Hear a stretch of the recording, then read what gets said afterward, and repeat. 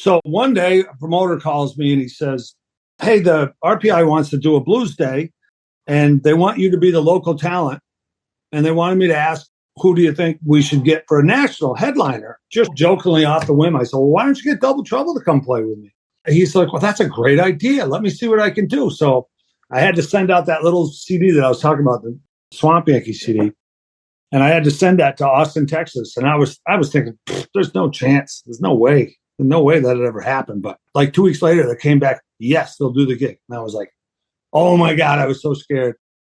And so literally the next time I walked into the RPI Fieldhouse, since seeing Stevie Ray Vaughan and Double Trouble, I was now fronting Double Trouble. After the gig, I mean, it was a sold out, packed house. Of course, Double Trouble's in town. I was driving them home and I don't know, 2:00 in the morning. And they're like, Albert, what we heard on your CD and what we just heard tonight, this is nuts. You need to do a record. And I was like, well, I want to do a record, but I have no idea how that works. They said, well, we do. We want you to come to Austin, Texas. We want to produce your record and we want to play on it. And I was like, that is like fairy tale.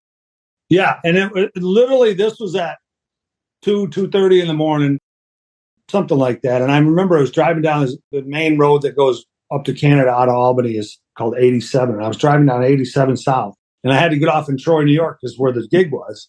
And I drove 2 exits by it because I was just like stunned. I was just like, oh my God, I can't believe I'm sitting in the car with my idols and they just asked me to come to Austin. And, you know, I felt like such a doof. I was like, I'm sorry, guys. I just drove like 20 minutes past our exit. I got to turn around. I know you want to get to bed. How'd you rehearse for those gigs? Oh, well, that was even scarier because they got in the night before and they wanted to do a little quick rehearsal. Okay. And they started jamming on some Hendrix song.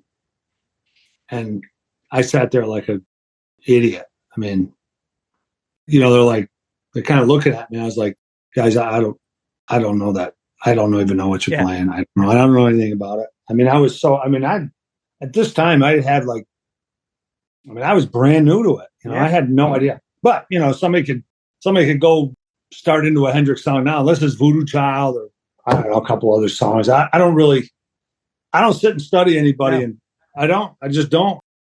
I mean, it's great. Hendrix is Hendrix. I love Hendrix stuff. But I was like, they looked at me like, what is this? And Tommy told me later, Tommy and I became really close friends and still are.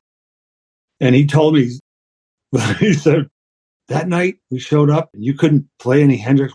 We looked at each other like, what the hell did we get ourselves into? So it was like, but you know, what was cool is that when we hit the gig the next day, you know, kind of went over my songs and whatever else I had at the time. And Tommy had showed up. He had some foot surgery or something. He was in a full leg cast up to his knee. And I was like, in preparation, I was like scared to death. I'm like watching like Live at the Melcombo. I was like watching any video I could of these guys to know what I'm going to be expecting on stage with them because I'm about to play with my idols and I ought to know something.